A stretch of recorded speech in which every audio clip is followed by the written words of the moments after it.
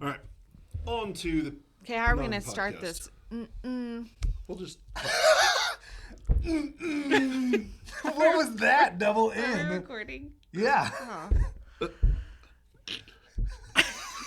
That's 8th grade Catherine coming in. We've got to start. She's got. Things don't embarrass me very often because I'm such an embarrassing person, but I'm embarrassed by that. I just like that was a little 8th grade Catherine It coming was. Was that the theme song? Was that? in. Yes. Yeah. I really hope it picked up there because that'll be a good soundbite to use in the future. Just Start end this, it. What do you think of that, Catherine? I don't know if that's a positive or a negative noise. Well, we don't make the theme music. I just pick it off of I GarageBand. should. I like the little jazzy one you did. Yeah, Let's I stick change to it that every one. Quit time. saying jazzy. Quit saying jazzy. What's wrong with jazzy? No, you just like that term. No, I like All jazzed. I know. All right. It's when you're upset about something. You're jazzed about it. Or you could be excited. We're gonna have to start after all of this. No, we're starting right now.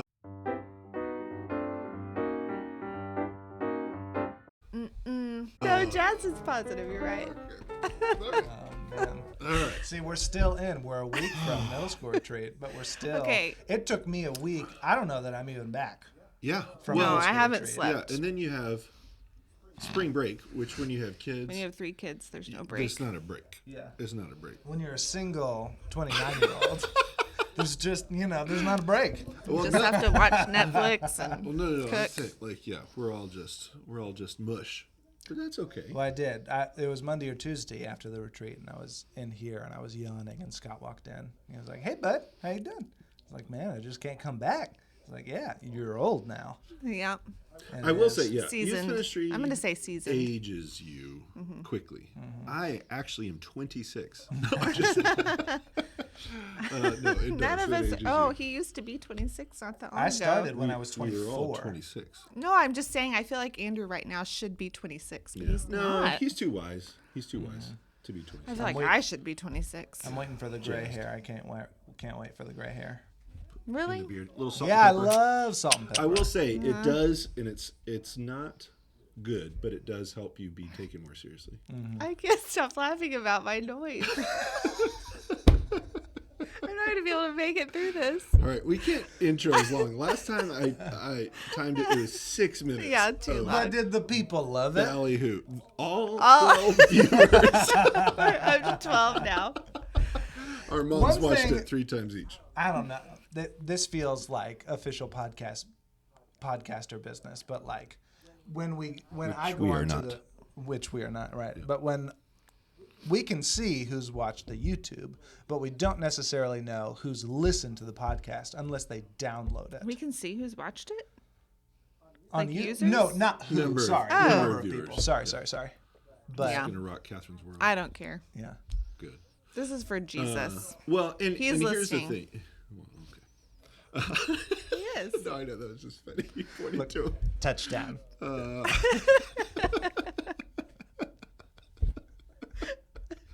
This is gonna be. This is gonna Here's the thing. be really interesting. Well, okay. And at the beginning, we're going to acknowledge the elephant in the room that we are a little. It's a little ironic today's podcast. Yes, it is. Because we're talking about social media and we're actually making this available On social media. primarily on social media. And so we're going to acknowledge that right off the bat, like this, while it might seem inconsistent, we're actually going to try to find a way to talk about some of the pros and mainly some of the like concerns or some of the things that like I think we can slip into without opening our eyes. Is that you what- know? What? Go. Pros and cons. Concerns. Well, see, I Is was that in what it counselor is? mode. I was in counselor mode No, trying but to like I've not never say put a that. negative word. I've never put that together. Is Yeah. con concern? I don't know. Maybe. It sounds like it fits. I don't know. No, I was trying to use like But what would positive pros language. be? I don't know what jazzed positive. means, so don't ask me what pro and con means. Professionals. I don't know. productives. Productive. Maybe, yeah. Well, anyway, yeah, pros and Google it. cons. Let us know. Yeah, do that. Let us know. Yeah, because last week we talked about kind of next steps, right, after a retreat. Now that we've done high school and middle school, you know, not just those retreats, but any retreat, we end on what are the next steps? What do we take home? What are the changes we make from the realizations that we've made at a retreat when we're out from our normal lives Right. back into our normal lives? Yeah. And how do we recreate that normal to be the normal of being centered in Jesus rather than being centered in XYZ? Yeah, and one of the things that that we've talked about over the years with different ministers, not just other youth ministers or not just amongst ourselves, but it's the fact that like being removed at a retreat, some things happen that seem to not be possible if we don't take that step back or step away. And one of the things that I think increasingly we're taking a step back from is our phones and social media when we're out there, you know. And other youth ministers have policies like where they take up phones and all that kind of stuff, and for their retreats maybe that's the best move. For ours, we're in small groups and we're doing things to where you don't really have an opportunity to be on your phone unless it's like at night in the cabin you're checking your Insta or whatever. But having that break really seems to help people reconnect with who they are, why they were created, what they were designed for, and it gets them back into like actual real life. And I'll say this too, that I don't just see that at retreats, but especially on our mission trip to Wyoming, I see this happen. And so the service there is really bad in the city of Lander, and it is such a blessing to not be able to get service on your phone because people are forced to put their phone down and to like play with like they're kids on the playground. It's crazy. Y'all run around, you roll on the grass, you go down the slide, you swing, you play games, you talk to each other, you share stories. Like, it's just so fun to and there's witness what freedom comes with the absence of technology. And you over the course of that week, and I'm talking to you teenagers, I see you transform. And it's like, and you can see that kind of detox happening, and we feel it amongst ourselves. But you know, our first night at the park where we have pizza or whatever, people are kind of missing it, and they try to get on their phones, and I think it's still 3G up there. And they realize I can't stream anything, I can't load anything quickly, and then you just kind of see them looking up, like, oh, and yeah, by the end of the week they're completely. It's like you're out of the matrix. Yeah. Honestly, it truly is. You see a difference. Like, it's not something that's like hidden underneath or like what is different. No, but you see a difference because kids are looking up at each other. It's fascinating. Yeah, and to be clear too, our hope by doing this is to help people just kind of think about things a little bit differently, share some stuff that's on our hearts. One of the things that I think is really important is, we're somewhat protective of our teens. We don't see social media as being a teenage issue. This is something that parents and adults of all ages deal with and struggle with. Yep. And that's why I think retreating in general are taking those breaks. And Andrew, right now you're kind of on a break from social media. Yeah, for sure. For Lent, I chose to get off social media and YouTube because that was just sucking life out of me. And it was cooking videos and different music and things like that, but it was just sucking time out of the day. And it wasn't bringing me anywhere near Jesus. And I tried to do this last Lenten season, but that's when we got a week or two into it, and then COVID happened, and so it was like, well, I kind of need to be, just because everything moved from in person to online. But it is something that it felt instantly realized was there was more time in the day. Which is embarrassing to admit.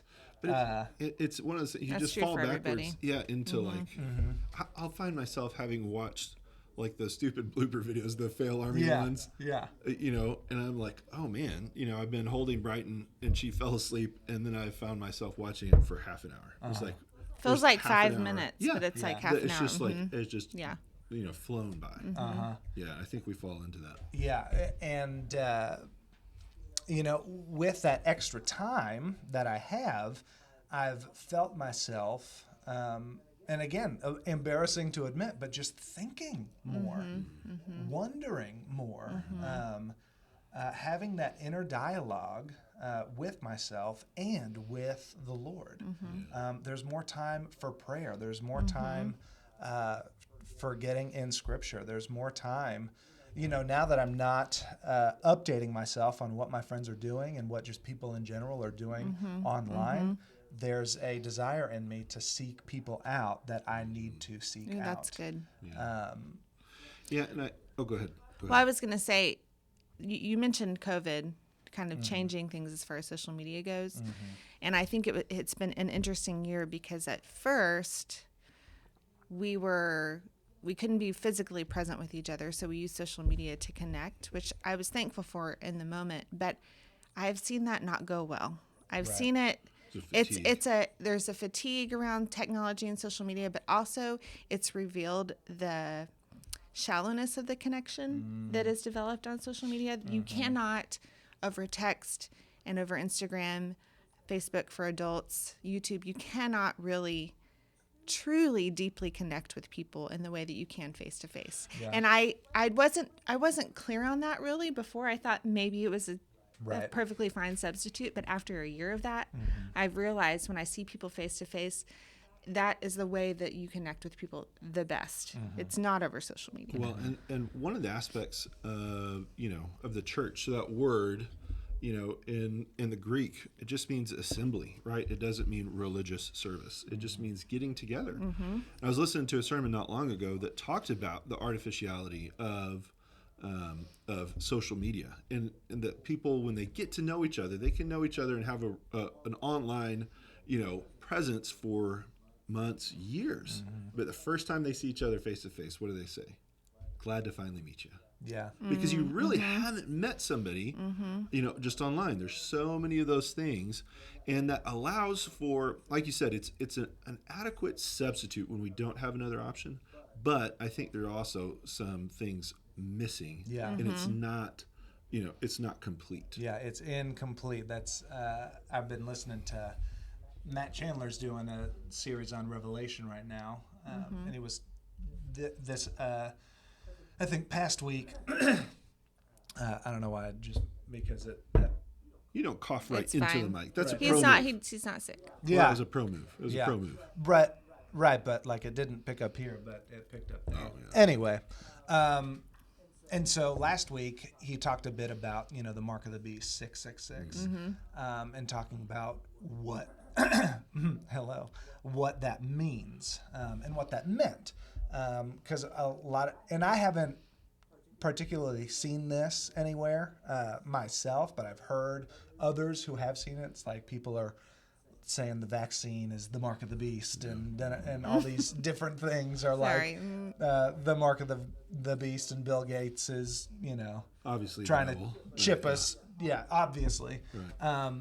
But just saying that the number 6 is one less than the number 7, which interesting. number 7 Completion, wholeness. Yeah. wholeness, and so 6 is one less.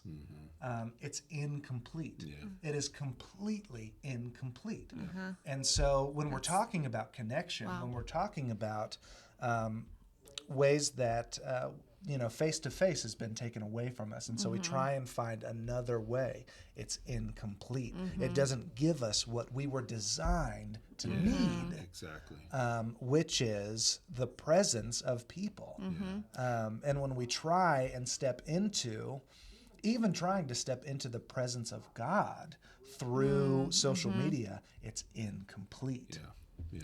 I found this quote that I quoted last week really poorly that Rob had posted, ironically, on social media. But it says, Which again has its pros and its cons. it says, one of the great uses of Twitter and Facebook will be to prove at the last day that prayerlessness was not from lack of time. Mm-hmm. It was not from lack of time. So we have all this time that we're devoting to being in relationships with people online, and it's an incomplete relationship with those people online. You're missing out on real connection with people, but you're also missing out on connection with your Father in heaven. You're spending so much time online that you don't have time to pray. I mean, I'm guilty of this 100% of thinking like, oh, where has the day gone? I didn't spend my time with God praying today. I just don't have time to do it. Well, I do have time. And I'm taking that time, like you said, it's freed up so much time. And I'm scrolling. And is that worth it? Yeah. I mean, what a cheap replacement for relationship. Right. You know? And one thing too that I think, just to make clear, we're not saying people who have been in isolation due to COVID who are joining worship services. No. Right. That is not what we're talking it's necessary, about. Right? yeah. And that is again, that's the best we can do. What we're talking about is people that only find relationship in these ways, because it's not a complete relationship and it's not what we were designed for. Andrew, as you were talking earlier, one of the things that kind of came to my mind about your experience with having been removed from social media for a while is really that lack of intentionality that comes along with social media, right? Because like when I'm watching again, like those Fail Army videos that just seem to show up in my feed because the man is watching. My brain just kind of goes on cruise control, right? And in a sense, I'm not in control in those moments, right? Because things that have come up in my feed often enough, right, that I've clicked on, and it fills out this algorithm. It's just so easy to just kind of go, right, and go. And so in those moments, right, is it possible that I'm not thinking critically? Again, like blooper videos, sports video, whatever, right? Those aren't necessarily harmful, but are they helping? Yes. And then on the other end, there is some stuff out there that is harmful, and it's not always the big, bad, overt, evil. Yep. It's the more subversive, more subtle, things that really can get to us when we're spending our time on social media. Right. Yeah. And I've been watching a lot of documentaries on social media, and I'm reading this book right now about the formation of Instagram in particular.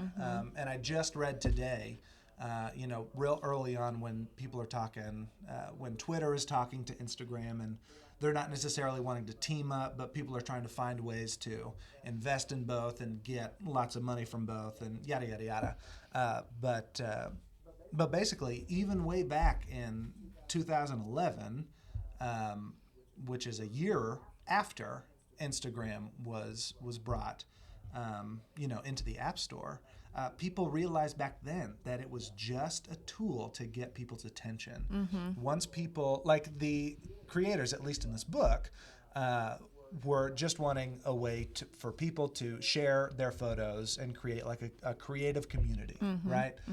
To add a little value to people's lives and for you to add value to someone else's life. But very quickly, celebrities started to join in, and their first intent was to either look at me, and for Instagram to either pay me for my posts, or let me invest in Instagram and get a bunch of kickback, right? I think Bieber was one of the first to suggest that, and at first they didn't let celebrities do that because they wanted to keep it simple, yada, yada, yada. But then the almighty dollar, right? And just with an insane amount of growth and success, and people paying attention to what you have created will turn your priorities, turn your perspective, and then it starts to control you. Yeah. Because you've given, or other people are giving it attention, and that feels good, right? And so, we've been talking a lot about us giving other people attention. But I think there's another side to it, is what kind of attention are we seeking from others? Yeah.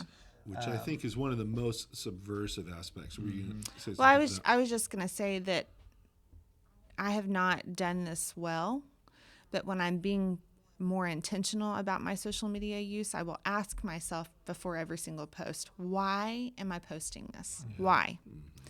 Because social media, I don't think is going away. We're not saying that people should get off of it. I don't think that'll happen. I think that y'all are going to stay on social media. So I think we have to figure out how we can use this in a way that is godly, that is healthy, and where you're asking the question with every post, why am I posting this? And if I'm posting it to bring attention to myself, to give myself a little, I don't know, pick me up with the likes that I see, that's not where we should be getting our self-worth, and it's not where we should be getting our confidence or our joy. That's not lasting joy. And so I think when I'm being healthy, and I'm not saying this in a condemning way to anyone listening, this is me that I'm talking to. When I'm being healthy, I will ask the question, why am I posting this? And if it's going to glorify God, and if it's going to uplift another person, then I think that's a okay reason to post. But I think really quickly we can slip into that. Yeah. We're posting just for ourselves. Yeah, and I think so all three of us have studied counseling, and one of the things that you learn really quickly is that humans are really good at self-deception, right? And so I envision myself listening to this years ago, and I'd say, well, I'm not a celebrity trying to sell a bunch of stuff. I can't get rich. And, hey, I'm not obsessed with taking 30 selfies before I post. Blah blah blah. How are you talking to me? Well, little things. How about if I have to check like how many people have wished me happy birthday to feel good about myself.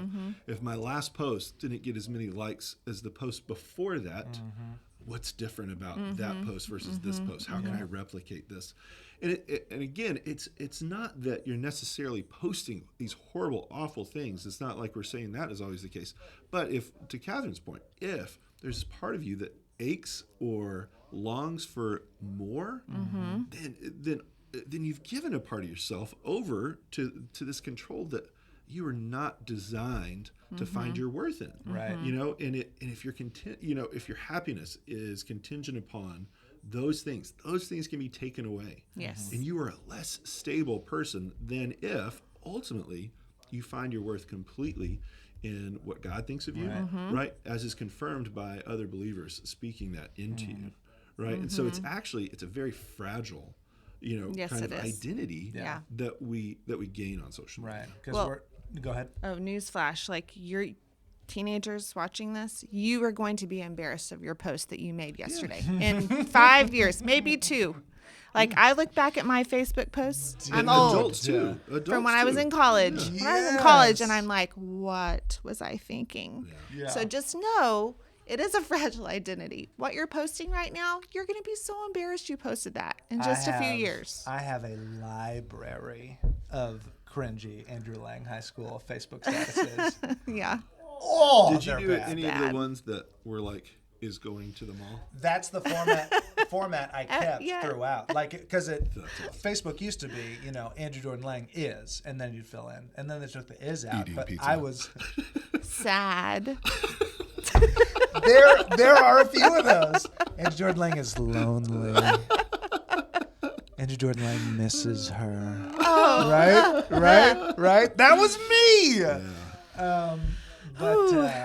The point. But again, just that this wires us unintentionally, slowly, to find our worth and our value, and then we make those small concessions, right? And then we don't understand that over time we have handed over the ability to be happy to somebody else. Social media, right? And man, not even somebody else, some algorithm. Yeah, yes, honestly. Yes, and that is scientifically computer. engineered to confirm the things that it wants to confirm in front of us and to deny the things it wants to deny. Yeah. Like it doesn't give us truth. Yeah. It doesn't give us worth. It doesn't give us those things. And slowly we can hand it the keys to our worth. Because we can think we're doing an exercise and exploring our identity. But here's the business is you don't find your identity in yourself. You find your identity in the identity of Christ. That's right. And so when we're trying to this is who I am and this is who I am, we're just digging ourselves deeper into this deception that we are trying to find who I am from within, when it's the identity of Christ that tells me That's who right. I am. Yeah, it's that paradox. Well, and another sermon I heard recently that was kind of talking about this was said, one thing that America has gotten better and better at over the past, 20 years especially, is making the individual king of their little world, king, queen, of their little world, making everything about you. So much so that right now, almost all of us have a device that we can customize to fit us exactly what's on my home screen. Yeah. Which, apps or widgets are biggest, which, what do I want to see first when I wake up in the morning? And America has been, and the West in general, but has been great about making everything about me, while at the same time, statistically, depression has been skyrocketing, anxiety has been skyrocketing, divorce rates, suicide rates, all of these things that are markers of huge unhappiness, right? And joylessness have been skyrocketing hand in hand with it's all about you, be comfortable, be, happy, Be you. be you. Live your truth. And it's just like, man, are we not opening our eyes to this huge, and if you don't want to say it's, causation, there's at least a one-for-one correlation. For sure. The better we are at making things about ourselves, the worse more off. miserable off we we are. are. Yeah. Well, this study that I pulled up right before this, it's from 2016, so it's not super current, but they did a study and they found that social media use was significantly associated with increased depression in young people. I mean, it's not even like it might be, or there's a correlation. It's significantly associated with depression in young people. There's just no denying the statistics of that. Well, and even like a book that we got not too long ago by Barna Group, but it was looking at just trends over the past few years. When smart devices saturated the American home by 51%, meaning at least 51% of American homes had a smart device. In those, from that time that happened in 2012, between 2012 and 2015, suicidal thoughts, suicidal ideation, actual suicide, self-harm, these things increased on average by 30% in teens. And the fact is, like, a statistically significant number would be 3%. Yeah. Like, if we saw a 3% bump in that, everybody would be like, what is going on? We have to figure this out. But how about 10 times that? Yeah. And it's just, crazy. again, we're not saying social media in and of itself. Right. But the assumptions, the turning our brains off, giving somebody else the keys, and not observing. Am I investing my self-worth in these things? Have I made my life so Have I made much about myself my own God? Yes, Yeah. absolutely. Have I made comfort my own God? Have I made notoriety? Have I made these other things? And all those things will not forgive you when you fail it. Right. So I think it's important for us. I think, how long have we been going? Do we need to wrap this up? Because we're going to do today? a two-parter. Well, that's what I was going to say. Is I Or think a it's multiple-parter. it's important for us to realize we've kind of presented the problem with social media, and maybe one solution is Get asking get off of it, yes, but or asking yourself, why are you posting what you're posting? But I think that next time we're going to delve into what are some solutions for this? How do we navigate this? Because again, we're making a video right now that's going to go on social media. We can't just not use it ever. It's part of our culture and our if world. you have to be right. safe, then do. Yes, if you can get off of it, please do. But I think the reality of it is that we're going to have to continue to use it, and so we're going to come back next week with some suggestions for what we can do. How do we navigate this as followers of Christ? Yeah. So right now, really just starting to ask those questions. Am I being intentional? What am I accepting as true that isn't necessarily true? And have I been, snowed, fooled, whatever the term is, by just Duped, and really honestly anesthetized, right? Yeah. Have I been like just this is so easy to just fall into that I haven't really observed. So just asking, is it possible that has been the case for you? Yep. Can I give a challenge? Give a challenge. Give a challenge, both to you watching and you listening. That was very soft. No, I'm not going to do it too. Chili. I was going to say this, but I won't. Here's a challenge. Put your phone down, leave it at home, go outside, take a walk for half an hour. Love it. Or, go out to the park with your family, leave your phone in the car. Be without it for half an hour. And whether you're with people or you're spending time alone, just see what happens, right? Make some observations, see what's different, see what's hard about doing it, see what's challenging, and see what's good about it. We always, at retreats and things, we always try and take some time to practice solitude because, it's a spiritual practice, but it is something that we have to practice doing. And so there's Scott over there. What a nut. Scott is weird. But that's a challenge. I like that challenge. That's a good. challenge. And good. just remember, all of human history, minus the past 20 years, we didn't have cell phones. Yes. You'll be okay. I'll It does. survive. There are times where I'm leaving the house and if I realize I don't have my phone in my pocket, I'm like, oh. Next the week, world we'll talk exploded. about what it was like being a teenager without cell phones. Yeah. Without social media. It was dreamy. Dreamy. It was. Spoiler fun. alert. It was easy. It wasn't Yeah, easy. yeah. It was easier. It was Yeah. easier. Yep, we Yep. good. Great. Yep. Love Au revoir. y'all. Thank you, loyal watcher. Bye. /mom. Although I don't even think she watches it.